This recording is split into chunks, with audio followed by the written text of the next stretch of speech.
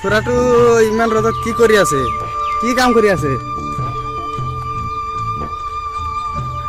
অ খুৰা, ৰাতিপুৱা ইমান ৰ'দত কি কৰি আছে? কিয় লাইন টানি আছে এইটো? এই ৰ কোৱা অলপ দেৰি কৰ। এই লাইনটো টানি লওঁ ৰ'বা। এই তই কি কৰি আছ এইবাৰ?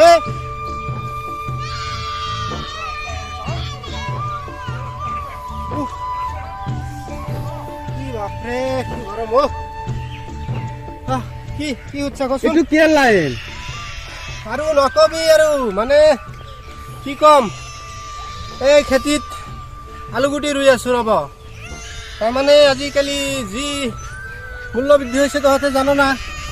পিঁয়াজৰ যি দাম, আলুৰ যি দাম, আৰু দালি, যিমান চব্জি আছে, বেঙেনা, ফুলকবি, বন্ধাকবি, কেলা চব দাম বাঢ়ি গৈছে। গতিকে অলপ নিজে চেষ্টা কৰি আছো ৰ'ব, যি হয় হ'ব আৰু দেখা যাক। চাইছানে আলুগুটিবিলাক ৰৈ আছো। এতিয়া কথা হৈছে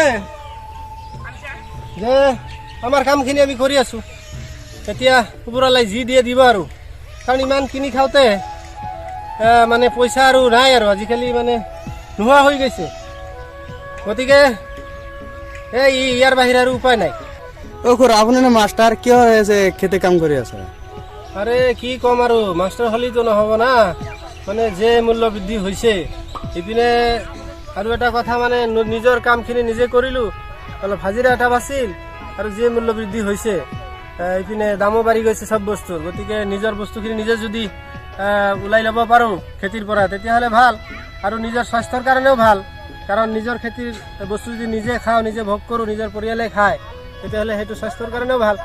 গতিকে মই চবকে এনেকুৱা অনুৰোধ জনাইছোঁ, যাতে নিজৰ যিয়ে কৰক, ব্যৱসায় কৰক বা স্কুল চাকৰি বা যিয়ে কৰক, কিন্তু বাকী যিখিনি সময় সিহঁতে পায়, তাত যাতে নিজে নিজৰ যদি অলপ মাটিডৰা আছে, তাতে যাতে নিজে কিবা খেতি কৰি উলিয়ায়, আৰু তাৰ পৰাই যাতে অলপ হ'লেও পইচা ৰাহি কৰিব পাৰে।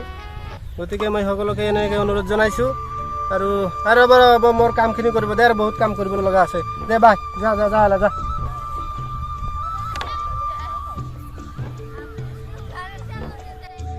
তাত এটা খুৰা কি কাম কৰিছে চাওকচোন অলপ।